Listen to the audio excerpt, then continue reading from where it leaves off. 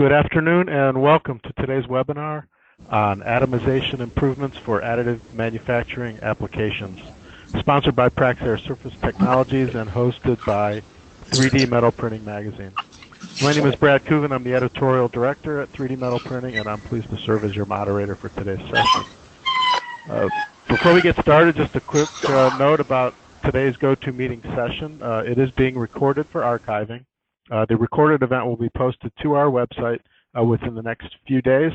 We'll let you know via email when that recorded webinar is available for viewing online.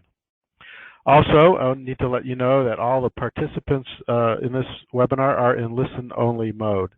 The speaker and other listeners will not be able to hear any audio from your site during the program.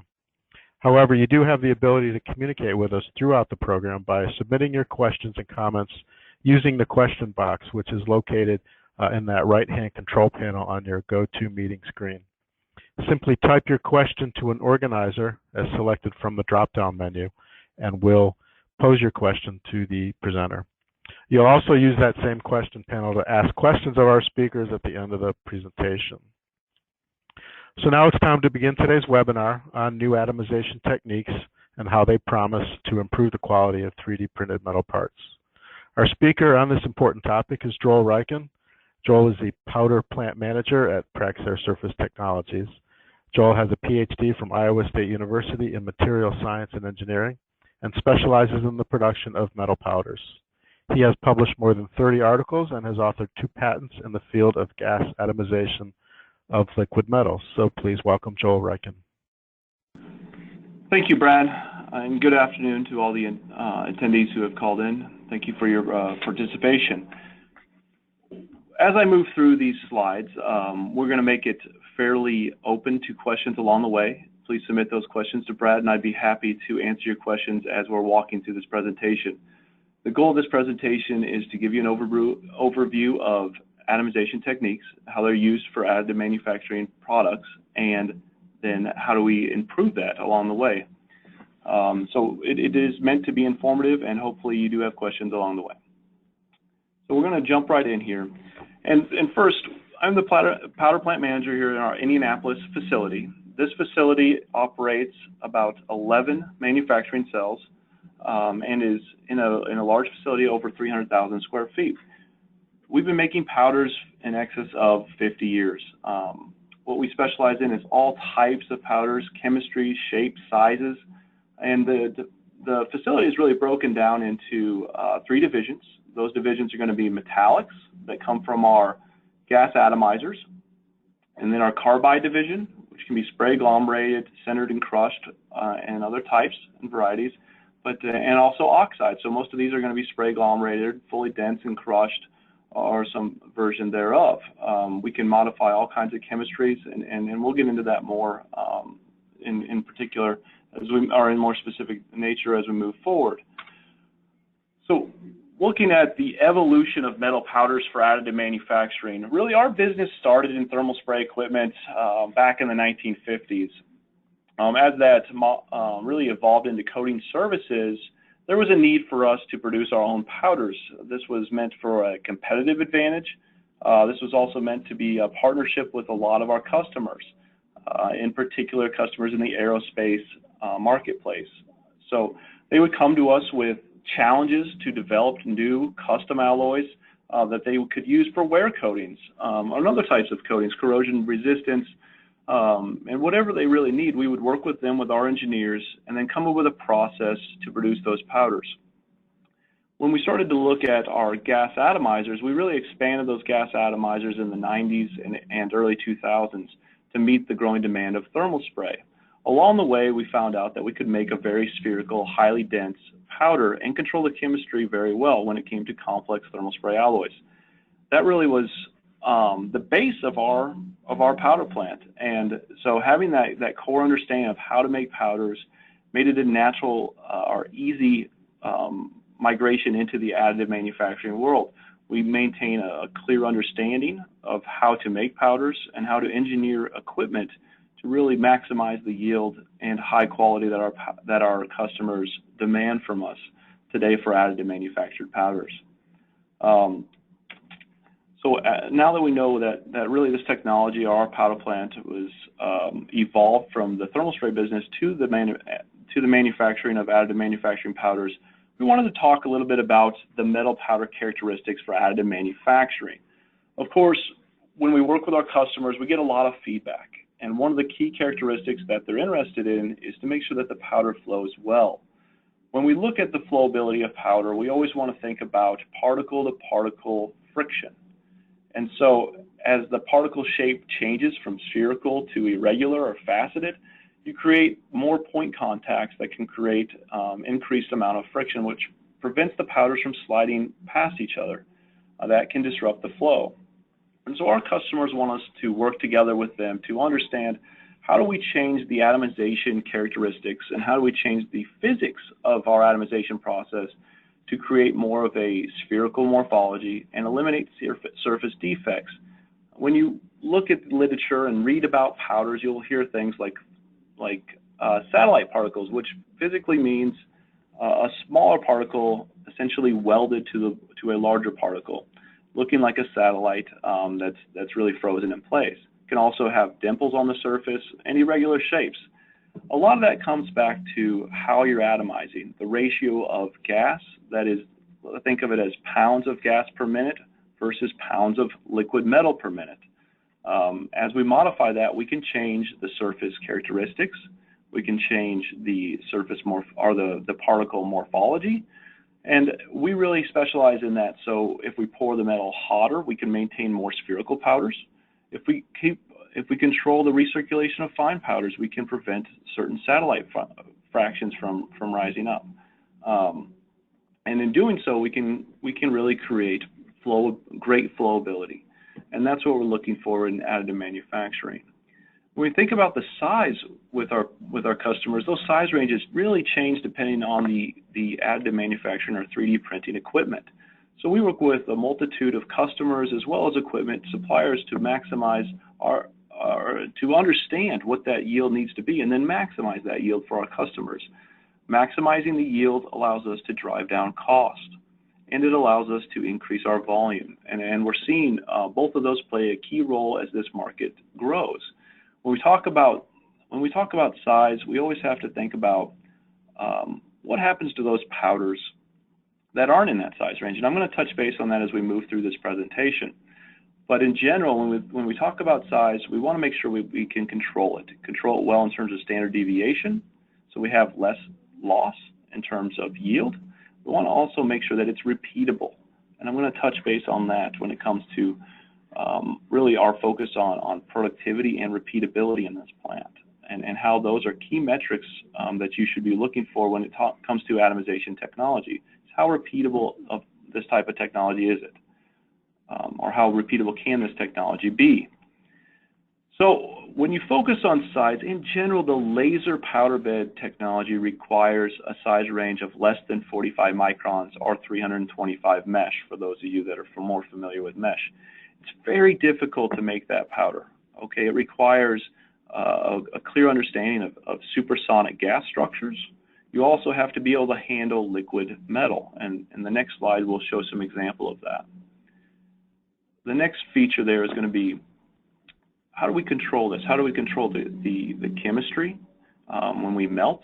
Do we understand what temperature do we need to go at, raise the melt pool to, in order to get very good control over the pourability or the fluidity of that liquid to feed it through an engineered nozzle? We also have to understand reactive elements. If we superheat too much, are we going to drive off certain reactive elements and therefore have too great a batch-to-batch variability for our customers to achieve repeatable results when they print this powder? We have, as I spoke to earlier, we need to control the morphology. Also solidification rate. In many cases, we're now seeing customers that are asking for what we call metastable powders. So powders that are solidified at a rate that can lock in a certain key microstructure that they can't achieve using conventional casting techniques. And that's really another advantage of gas atomization. It is truly a rapid solidification process that allows us to achieve a microstructure that is can have certain properties that you can't achieve in using conventional casting because of its metastable nature. The next feature really is impurity level. How do we keep that impurity level low? Speaks to our melting recipes and our equipment. A lot of the impurities that are focused on with these new specifications focus on gas content, in particular oxygen and nitrogen.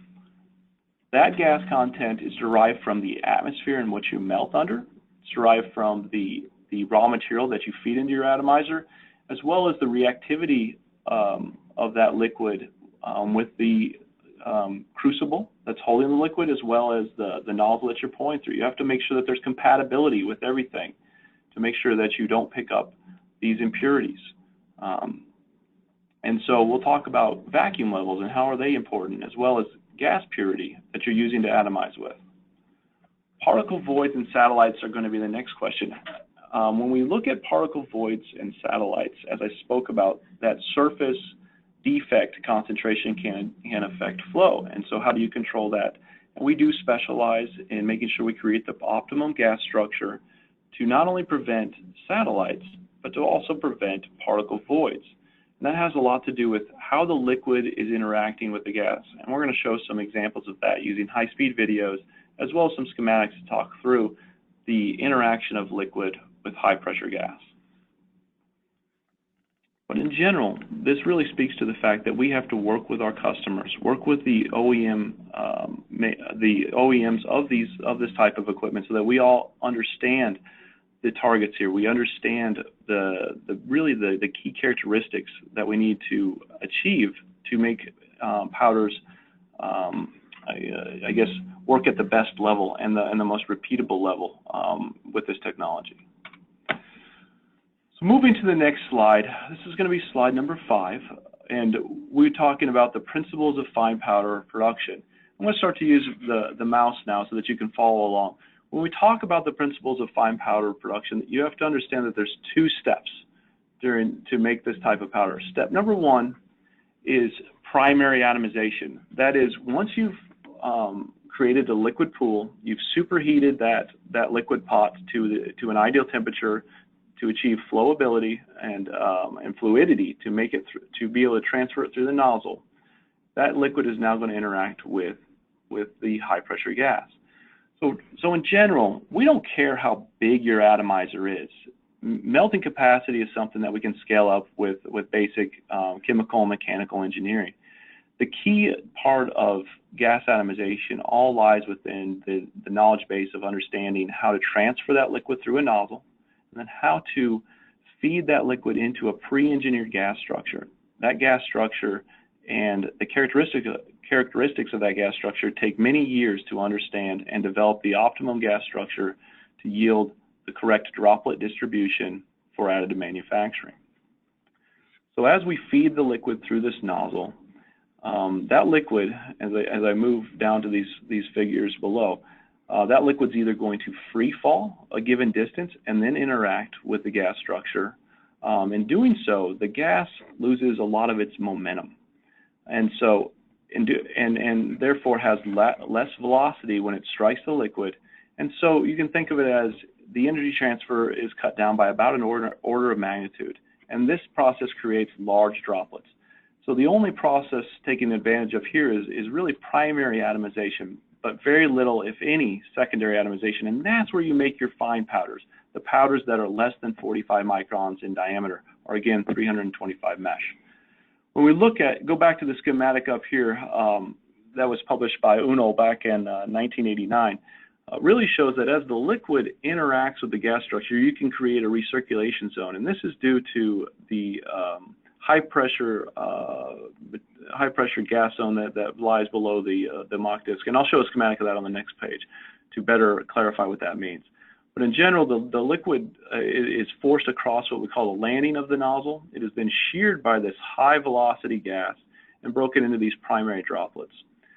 You can think of it as it wets across the landing and it's first interacted by the gas, it creates this wave structure, and droplets are sheared off the top of this wave. That's why they would call this wave breakup model, again, published by Enigbo back in 1980. These large droplets can then be fed towards the center of the gas structure, and they are de-accelerated and then rapidly accelerated. And during that rapid acceleration, we call it secondary atomization. And what's happening there is the liquid droplet is now interacting with supersonic gas. And you can engineer these structures to operate at Mach 1, Mach 2, even in some cases Mach 3. And that velocity mismatch between the gas and the liquid really results in this microerosion. And so these larger droplets are being eroded as they're driven downstream. And this erosion product, or this micromist, is the finest droplets. That's going to be the droplets that are less than 45 microns in diameter. And how you can control that is really given by the gas to metal ratio, as well as your supersonic core length. There's got to be a balance there that has to be understood by your atomization engineer to create the most ideal distribution of droplets to maximize the yield of these powders. Moving on to slide 6, what we'll talk about here is gas structure. And so what we showed on the previous slide is really the difference between, and let me just back up one slide to confirm, is when you take advantage of both of these primary and secondary atomization techniques or phenomena, you're operating what we call a close-coupled mode. Close-coupled atomization means that the gas physically is closely coupled to the liquid. So as the liquid exits, it's immediately impinged upon by the gas. The other technique is called free-fall atomization. And in free-fall atomization, you're only going to take advantage of primary atomization. Therefore, you're limited to only making coarse powders. And also a distribution of that on the next slide or two. When we think about close-coupled atomization, remember that means that the liquid is immediately impinged upon by the gas. There's two different real styles or types of close-coupled atomization. First style is closed-wake atomization. In the closed-wake atomization, you've created a gas structure that actually closes its wake. Therefore, it forms this Mach disk. I'm not going to get into all the different shocks and the theory around a lot of this shock pattern, but it's important to understand that there is a Mach disk and that you're operating in this supersonic mode downstream. Below this Mach disk is a very high pressure zone. And so as the liquid falls out of this nozzle, it's going to be either pushed or pulled out of that nozzle depending on this gas structure. As it's pulled out of this nozzle by a type of aspiration or vacuum that's created on the tip, liquid will fall. As it strikes this Mach disk and breaks it up, this high pressure zone is released into what we call the shock bottle. This shock structure here represents the shock bottle, and as that high pressure zone enters this shock bottle, it'll force the liquid upwards where it strikes the landing of the nozzle, is wets across the nozzle and momentarily interrupts the flow of liquid. When that liquid flow is interrupted, this Mach disk has the ability to recreate this aspiration or suction on the tip of the nozzle, and the liquid starts to flow again. This all happens very rapidly, typically on the order of 35 hertz. And so if you watch the atomization happening in live speed, it'll create this flickering process. And if you know and understand how to control that flickering process, you can really gain an understanding of how you can control the distribution of those droplets. In comparison, you can operate in what's known as an open wake model. This open wake creates a constant suction and more of a stable atomization process in which you're consistently and constantly pulling liquid out of the nozzle, driving it downstream, and simply shearing that liquid with high velocity gas. But it doesn't go through the two stages of momentary shutoff. That momentary shutoff was really coined pulsatile atomization. And there are some very unique properties with pulsatile atomization that allows you to create ultra-fine powder with a very narrow size distribution to maximize your yield. This terminology was coined by Jason Ting back in 2002, and it was very interesting theory at the time. And we worked with Iowa State University and the Ames Laboratory, a division of the Department of Energy, to utilize high-speed cameras to actually verify that this mechanism is occurring. So we could actually use these high-speed videos to confirm that this mechanism is truly occurring. The advantage here, like I said, is that you're already making fine powder in the close-coupled format. But if you move to closed wake, you can shift by about a factor of 2 the average particle size. And so when you ever see a notation called D50, that represents by volume in general the amount of particles that are below that on average. So this is going to be your average particle size for an atomization heat. And so when we look at that distribution, our average is at 26 microns, and our standard deviation is very tight. In the open wake, we create coarser particles here. And so those are some just interesting terminologies to understand. And so what we're developing and understanding about is that if we use close coupled process and closed wake gas structure, we can create some of the finest powders with the most tight standard deviation, therefore maximizing our yield of powders within the range that our customers require for additive manufacturing. So looking at our atomization capabilities now, so we're going to move away from some of the theory and then more into some of the practice here. And so when we look at atomization capabilities, these are some pictures of our atomizers here in Indianapolis. We operate what we call our fleet of atomizers.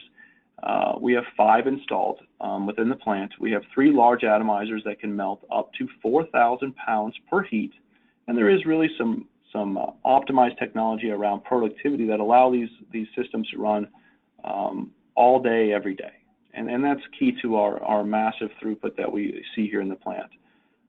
We do have a medium-sized atomizer built for more of a pilot scale, as we're ramping up from our developmental atomizer, which pours about 100 pounds per heat. And so we like to use that methodology when we work with our customers from really testing and developing to pilot stage to then ramping up to the hundreds of thousands of pounds onto our large atomizer. So in general, these atomizers can output a significant amount of liquid per year. In excess of 4 million pounds annually of liquid can be poured with this fleet of atomizers. And all of these atomizers operate in full vacuum, so we pull a full vacuum on them to get rid of all the air and other contaminants that are inside. Backfill with a high purity gas. Using high purity gas is very key to maintaining the highest quality of powders.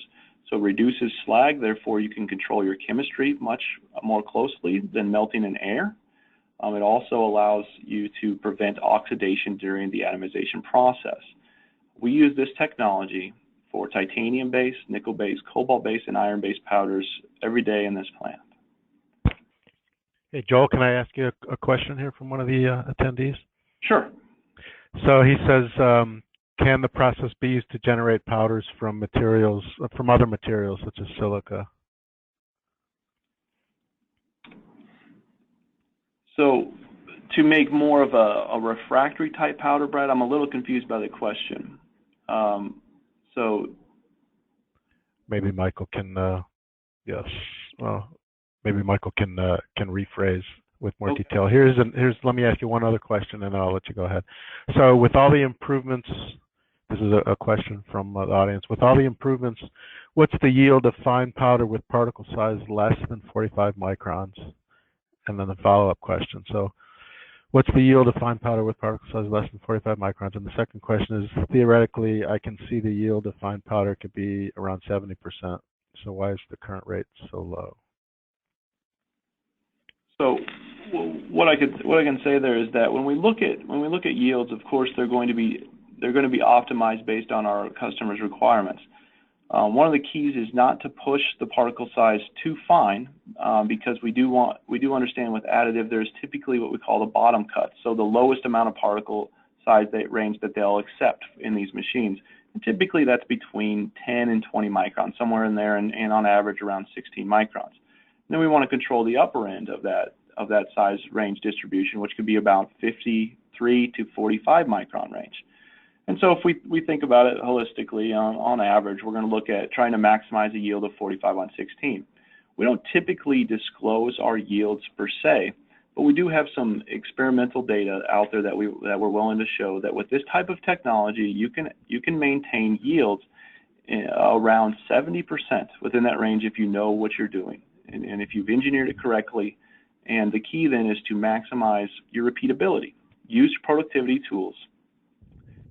so that you create standardization and repeatability on the shop floor.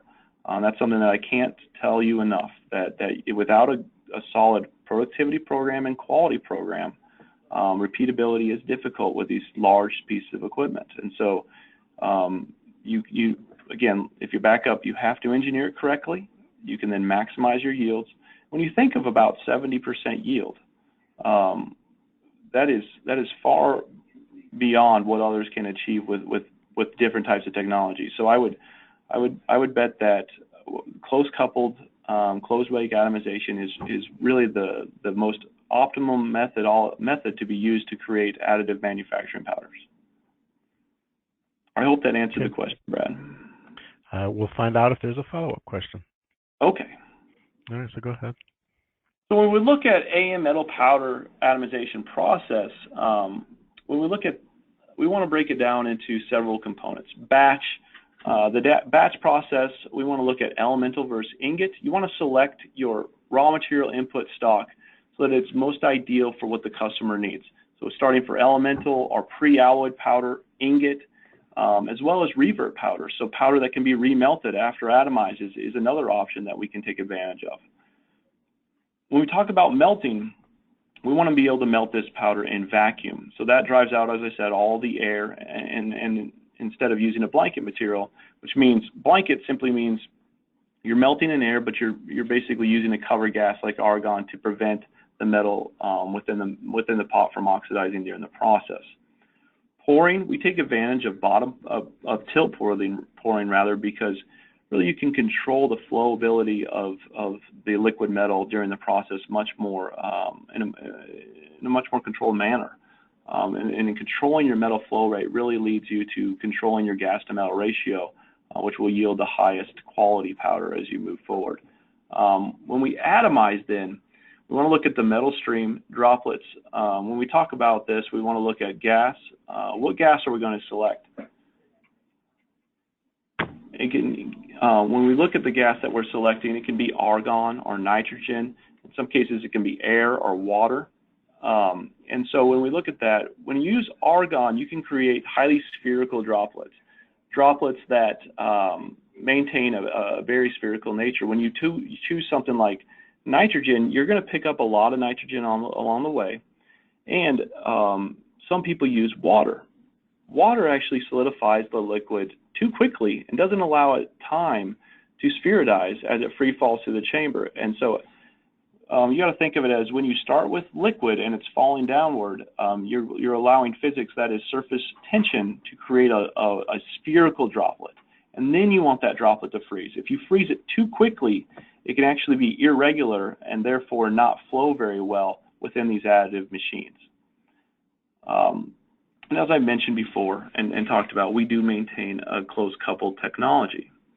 The last step is really to collect these solidified powders, and then we're going to go size them and size them using mechanical sizing and different air classification techniques that I'm not sure we'll get into today, but those are very important steps as well. We want to switch gears a little bit to our newest production cell and our newest technology, and that's titanium atomization. Titanium atomization offers many challenges, and there's ceramic challenges, meaning that as you melt titanium, you can't use traditional refractory crucibles. It eats into that crucible. It can actually break out of that crucible, and it contaminates the liquid very quickly. So you use a special crucible, and that's a water-cooled copper crucible. This would be kind of a water-cooled copper crucible example. When you use that, it's a very clean melting technology, but it prevents you from adding superheat to the liquid. Therefore, you have to really be careful about how quickly you strike that liquid with gas.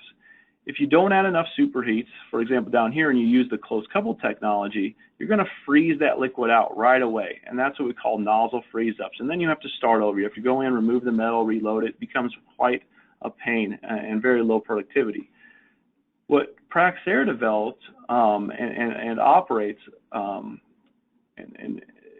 is really a proprietary nozzle. So this proprietary nozzle is designed to superheat the liquid titanium very rapidly. In a fraction of a second, it can add superheat coming out of this water-cooled copper crucible that allows the liquid to be atomized using this close coupled technology. This is a very big breakthrough for the industry. It's really the first commercial size titanium atomizer that takes advantage of this technology. And in doing so, when we looked at some Ti-64 studies, we actually were able to see what a free fall distribution would look like for Ti-64, seeing that the yields for both E-beam and laser cuts can be around 30%. And when we talk laser, it can actually be significantly less than 10% yield within the laser cut range. When you move to the closed coupled technology, you can really maximize that yield. And these are some size distributions that we were able to perform and look at here. And you can actually maintain it within the laser size range. As I said before, these are some experimental data that we've been willing to publish, and you can maintain around 70% yield when operating correctly. When we look then at our new facility, we really want to specify or really draw attention to that we operate a close coupled titanium atomizer. Again, as I said, we practice the industry standard of induction skull melting. So that's using that water-cooled copper crucible. And this is a video down here that I hope will play so that you can see as we lower in our material, which in this case was a pre-alloyed ingot, it's melted in this water-cooled copper crucible. And how that works is as it melts, the liquid actually will splash against the side of the wall and it'll freeze, forming a thin little shell of titanium. You then use the induction or the electromagnetic field from our induction power supply to push the liquid off the wall a little bit, but therefore you're holding liquid titanium within a shell of titanium. This actually keeps the titanium very clean. Really, this is the cleanest melting process available, and as I said, it is the industry standard. We then look at transferring that liquid through the nozzle and using a pre-engineered gas structure. This is an example of the gas structure that we would use. And as you can see here, this is actually a photograph taken using the Schlieren technology, in which you can actually see the different incident and reflective shocks. And here is going to be your mock disk. Here, and so I want you to imagine that this mock disk actually exists in this image, because this is an image, or this is actually a video of close coupled gas atomization. And what's happening is the liquid's coming down, striking that mock disk. It's then being recirculated up here, wetting across the landing, sheared and driven down towards the supersonic core. And then it's going through that double stage, primary and secondary atomization. As you notice, it's momentarily chokes off the liquid stream, and then it starts again. And that's what it comes back to when we term this actually pulsatile atomization. When we look at it live time, this is close coupled gas atomization of titanium aluminide. This is the 4822 alloy. What we see here is that flickering. That flickering is real, and what's happening there is it's going through those two stages of flowing and then choked off, and so it's taking advantage again of that primary and secondary atomization. And controlling that pulsatile frequency is key to controlling the size distribution. Again, this is close coupled atomization of titanium, which we were very excited about bringing to the marketplace, because it does allow us to maximize the yield of that type of powder. This is a cross-section of our titanium atomizer, in which you see where it melts here. It's driven down the large tower. We use high-purity argon to drive the solidified particles to a collection vessel, in which we then collect the titanium after the run on each batch.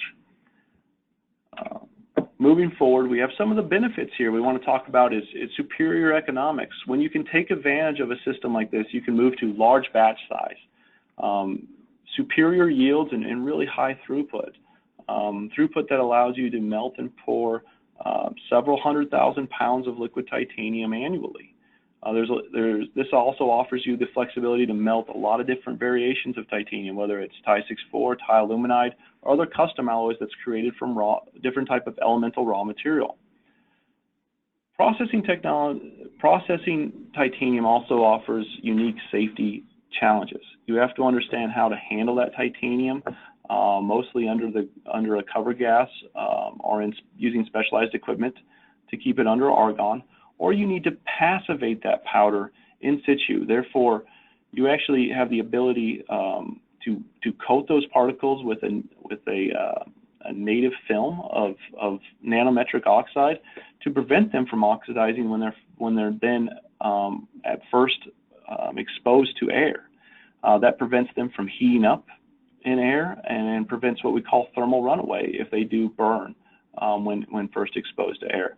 And so we do operate a world-class safety facility in which we do process all this material with very specialized equipment to handle it in the most safest way and within the NFPA standard. When we look at then, we have to have specialized and dedicated cells for making titanium powder, including sizing, blending, and packaging, to not only prevent any safety hazard or eliminate any safety hazard, but to also prevent any type of cross-contamination with other powders that we make in our facility. So we are very proud of this state-of-the-art facility, in which is really an improved source now for aerospace-grade powders.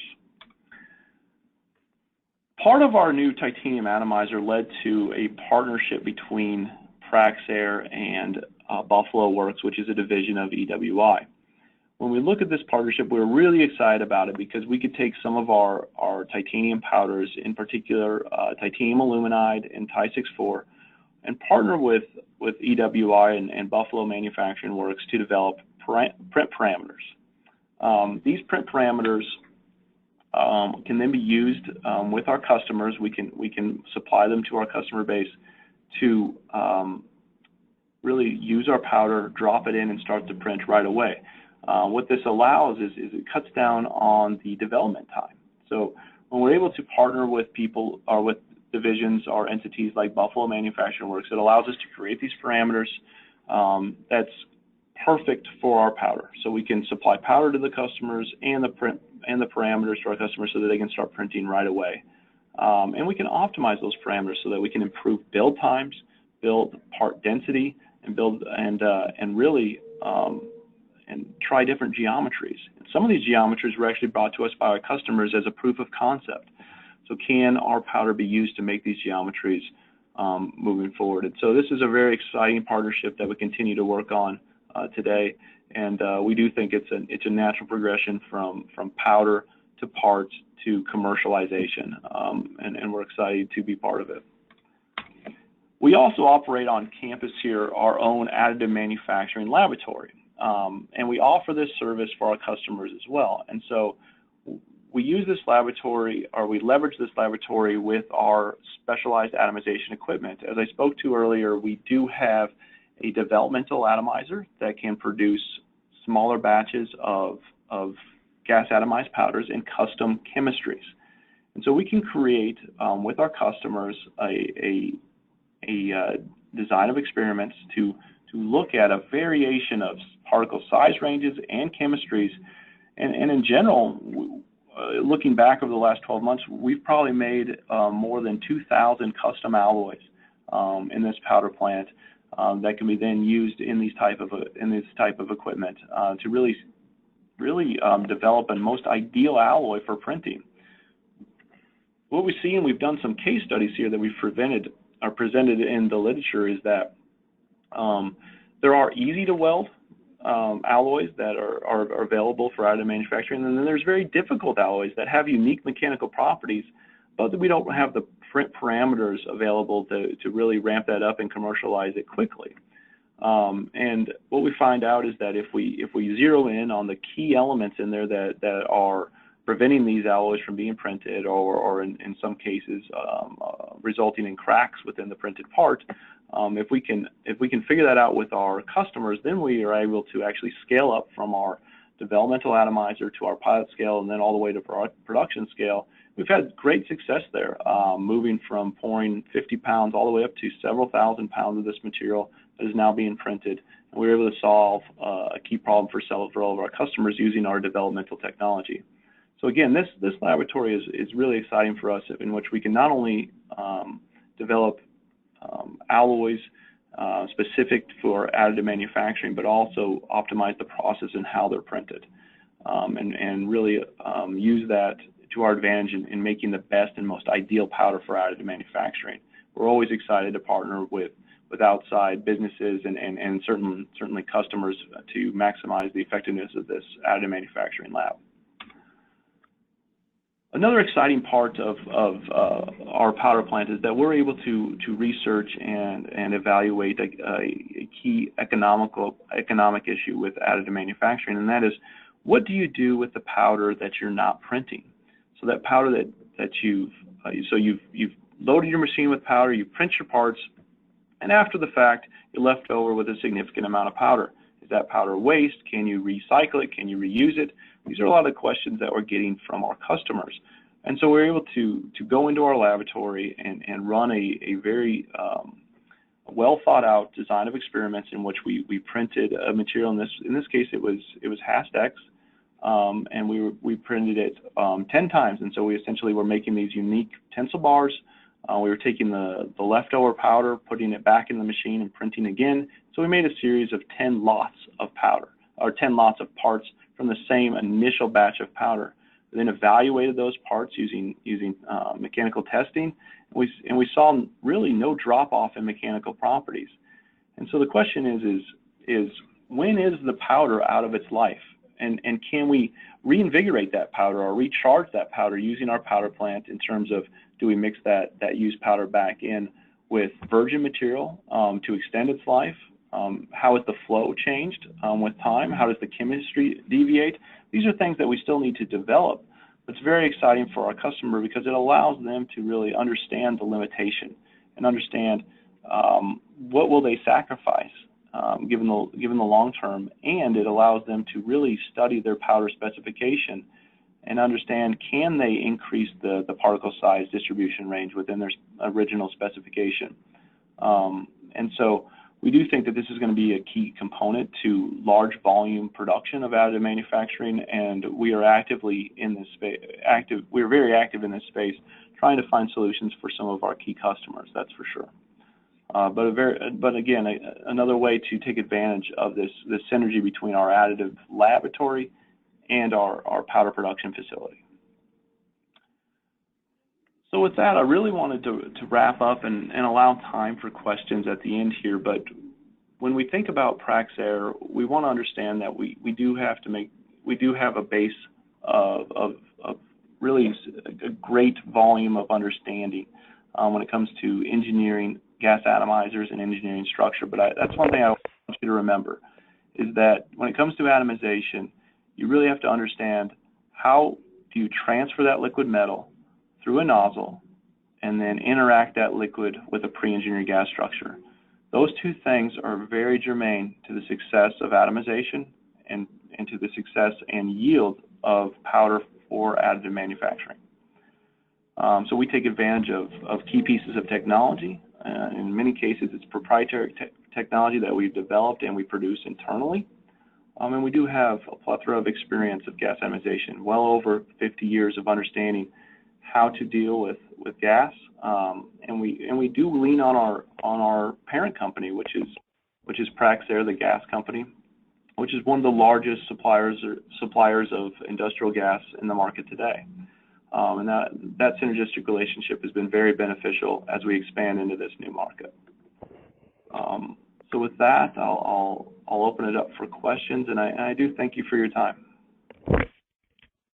Thanks, Joel. Very informative. We do have a few questions already from the audience, and we've got some time left at the end here. So if anybody wants to use that question panel on their control panel, go ahead and fire some questions at Joel. The first question, Joel, is what is the pore size of your titanium heats? Okay, right now our heat size is approximately 200 pounds. And what we were able to develop there on our titanium atomizer is what we call the quick change technology. And so not only is it heat size, but for us it's throughput. So how quickly can we recharge that crucible and pour again? And so we're very excited about this quick change technology. So not only can we melt and pour about 200 pounds per heat, but we can do many of those heats every shift. And so that's what allows us to get to that large throughput of several 100,000 pounds of product at the end of the day. Okay, next question is, you said that the crucible in the atomizer is water-cooled copper. Is the nozzle traditional ceramic or also water-cooled copper? So So the nozzle is actually is made of a series of different materials. Those materials each have a specific purpose, that is insulating, that is heating, and that is for melt contact. And so that is a proprietary nozzle, and a lot of IP is built around it that we don't share exactly how it's made or what it's made of, but it is inert with the liquid, and it does allow us to pour those large batches and heat that liquid in situ as it's transferred from the crucible to the gas structure. Okay. How do you ensure that the melts are homogeneous prior to pouring? Well, that's a really great question, because as you see the complexity of additive manufacturing powders grow, you do see customers now asking for alloys that can have over 20 different elements in there, very tight chemistry distributions. And so as we add that, we have to use our engineering team to develop specific melt recipes for every alloy. And so our engineering division does spend a lot of time developing specific instructions for every heat. We go through how do we calculate that heat chemistry, then how do we load it into the crucible, and how do we make sure that the liquid is actually fully molten and therefore mixing. And so we first use theoretical software to calculate a melting temperature. We load all the components in a strategic way so that once it is liquid, then we raise the superheat level. So superheat means the amount of temperature above the melting point. Once it's molten, we do have a given amount of time that it's held in the molten form before pouring. And again, that comes from our recipe, and we use the electromagnetic field to create stirring within that pot. And as it's stirred, we believe that it achieves a homogeneous level. And after it's poured, we test every batch of powder for its chemistry. So we need to make sure that we go through lot inspection on every heat, and so that we can confirm that there is homogeneity between, within that lot when it is atomized. So that's a great question. It's something that you have to develop with your engineering team, and you have to balance with your experience level. Those that don't understand how to melt those complex alloys, it can be a real problem. You can see segregation if the melt temperature is not high enough, if you didn't melt in the correct order. So these are things that have to be well thought out, especially as this market grows and the alloys continue to grow in their complexity. So, yes, great question. Very good, very good. Joel, again, tell us the quantity of titanium that you're atomizing per heat. Per heat is 200 pounds. 200 pounds, that's what I thought, okay. And the typical duration of the heat? For which atomizing? How long does it take? Well, good question. He just says, what is the typical duration per heat? So our metal flow rate is going to change based on what our target size distribution is going to be. We can be flowing anywhere from as little as 4 or 5 pounds per minute all the way up to 60, 70, 80 pounds per minute. So it really is dependent on what our customer specification is, what the physical characteristics are of our liquid metal. The liquid metal we have to look at surface tension, fluidity, and then size distribution. So it is dependent on the specification. We have to modify that, and how you change that is you change your orifice size in your nozzle as well as your gas structure. Are you creating more back pressure or less? How much suction do you run? In suction, we usually use the term aspiration. So what aspiration are you going to operate at? But you will change your liquid metal flow rate significantly by modifying your gas structure and your nozzle. And again, our engineers help us develop that for a given customer specification. Okay. One of our attendees wants to know if they're going to be able to get a copy of the slides. I don't know how you feel about that. We will put the archived webinar, as I said, on our website so people can watch it. Yeah, they can. And I would suggest, Brad, that they contact us at the email that's shown on the screen today, and we can talk with them about distributing the slides. There you go. Okay. Thank you. Are there different powder characteristics for powder bed versus, I guess, direct? Yeah. For powder fed. Yes, there certainly is. We look at different distributions. Powder fed in general, think of it as slightly coarser powder, and in some cases a little more narrowed size distribution. So when we talk about feeding, it's just a different technology, different flow characteristics, but the powder bed in general, I'm going to speak in general terms because there are some outliers, but in general, powder bed has finer powder, typically less than 45 microns, and blown-in powder is slightly coarser. It can be somewhere around 90 or 75, all the way down to 45 microns. And then those are general rules to think of. Okay. Okay. And then what do you do with the powders that don't meet the customer's required size range? So powders that don't meet the customer size range, what we'll look at is what is the chemistry of those powders, what's the condition of them, and so we'll go through our QC lab again to evaluate. And then with those powders, we can actually classify them as revert, and they can be remelted in our atomizer. When those powders are remelted, it's important to understand that they are going in a pre-alloy condition, but they can also have slight amount of elevated contaminants like oxygen because of the high surface area. So you do have to understand and modify your melt recipe with that, and understand that you're going to create more slag. And so you have to just be aware of that, and your engineers need to be able to look at that and modify the melt chemistry appropriately. But those powders in general can be remelted under certain circumstances. So that's what we do with the most of them. Okay. In terms of developing powders for AM, are you guys using a number of different OEM machines to help you develop those powder alloys? We do. We typically will work with our customers on a case-by-case basis. Many of them will have their own machine that they want us to develop powder for, or they'll be using a third-party job shop, or they'll come on site and use our equipment. So on site, we do operate the EOS machine, but we do have access through several partnerships to different equipment. But in general, it's a case-by-case basis, and the customers kind of guide us on what machine they want to use, and then we start to develop additive powders for them specifically. I see. Okay. So you mentioned weld powder materials. Can you talk about some of the most difficult weld powder materials that you've processed to develop parts, either in the lab or with your partners? Some of the ones that have a more tendency to crack. Is that what you said? Weld powder? Is that yeah, the weld powders that have been difficult to work with that you've successfully processed as AM parts.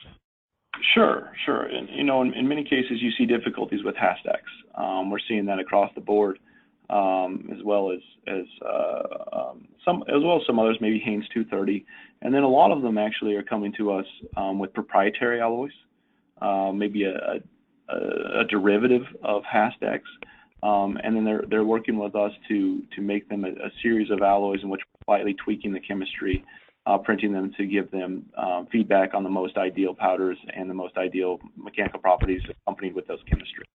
But right now, if you look in the literature, there are quite some difficulties with HASTEX that we're working through and trying to solve. Okay. Do the powders meet some of the industry specifications, the NACE and the FDA, for example? Sure. I mean, a lot of the specification, because additive is so new, customers really have their own internal specification that they want the powders to be made to. Of course, in general, some will look into the AMS standards and bring us a lot of the aerospace standards to start with, and then we'll tweak along the way. And you're even seeing many of them derive from previous wrought specs, and so specs that were written around castings and wrought material that are now being transferred to the powder world. Okay. Question is, do you have figures for the electrical energy consumption per heat when producing titanium? Sure. Energy consumption by pound or what have you? Yes, we certainly do, because of our we track the kilowatt hours per pound during every batch, but unfortunately, it's not something that we release publicly. Okay. Do you want to talk a little bit about when you're changing alloys, how you prevent contamination? Sure. So I showed some pictures of that large atomization equipment, and in general, we're making a high mix of powders in this plant, and so you really have to understand step one. Our plant ensures that safety is number one, and so we make sure that all of our operators understand the hazards when working with powders, making sure that they're adequately trained and properly equipped with PPE. We then want to make sure that obviously that quality is first in our plants. And so we have to prevent cross-contamination. So we actually go into those atomizers and clean every surface that's in there during changeovers of alloys. So we clean every surface. We have to disassemble the atomizer. We reassemble the atomizer, test it for vacuum. We then blow down the atomizer to make sure that no powder is then coming to the collection vessel. And in some rare cases, we do process the wash heat, and so that after cleaning, we do pour some liquid metal through that atomizer to act as basically a washant or some type of scrubbing material to basically coat the system with some powder of similar chemistry to prevent it from, or identical chemistry in many cases, to prevent any cross-contamination potential that might exist. But that's pretty rare. Mostly, we're pretty happy with the condition of that atomizer after cleaning it. So that's what we do. We have to go in and clean every surface. Okay, good. So we're close to the top of the hour. We've got one more question. We maybe have time for one more after this one, and then we'll have to sign off. So the question is, does the shape of the powder affect the way it packs? Some of the powder bed machines compact the powder pretty well as it spreads a new layer. So you want to talk about the shape of the powder and how it affects the way it's compacted. Certainly. I mean, when we look at packing density and spreadability, I mean, those two things are fairly well aligned. And when you talk about packing density, if you change your particle morphology from spherical to irregular or I guess faceted, you're really going to cut back on your apparent density, your tap density, and your pack density. And so you really can achieve the most highest level of pack density by moving to a spherical powder and then selecting the most optimum size distribution so that the smallest powders do have the ability to penetrate the interstitials between the larger particles, and that's how you maximize your packing density. When the powder is irregular and in many cases faceted, it creates quite a size distribution of interstitials between the particles. Therefore, you don't get the same effect of very fine particles filtering down and packing the interstitials between the large particles. And so that's one of the key factors that prevents high or controlled packing density when it comes to irregular powders. So really you can achieve the most ideal and repeatable results by using a spherical product. Very good. Okay, and the last question will be, you said that the size or configuration of the atomizer chamber does not really impact powder morphology or powder size distribution. Is that correct? This just wants to verify what you said. Okay. Yes, in general, that's going to be your rule. And so when you look at that, you might have some slight different current or gas flow within very large chambers that you need to consider when designing. But in general, it doesn't matter how big a chamber you have when it comes to melting. It all depends on that nozzle and that gas structure. That's how you're really going to determine your powder shape, size, distribution, and surface characterization or surface morphology. So those are the things that you really have to zero in on. Of course, as you move to larger chambers and you can melt more, that's how you maximize your throughput and can achieve millions of pounds of throughput every year. Okay, good. Well, thank you very much, Joel, for your presentation today and for a really great Q&A session as well. And I want to thank everyone for attending today's webinar. We hope you found it to be valuable. Again, please remember that an archive of the webinar will be available on the website of 3D Metal Printing Magazine very soon. we'll send you an email when it's there, and we'll give you a link so you can review it again and perhaps share it with others within your organization. So again, thank you for attending. Thanks to Joel. And you may close your browsers now. Everyone have a great afternoon. Thank you. Thanks, Brad.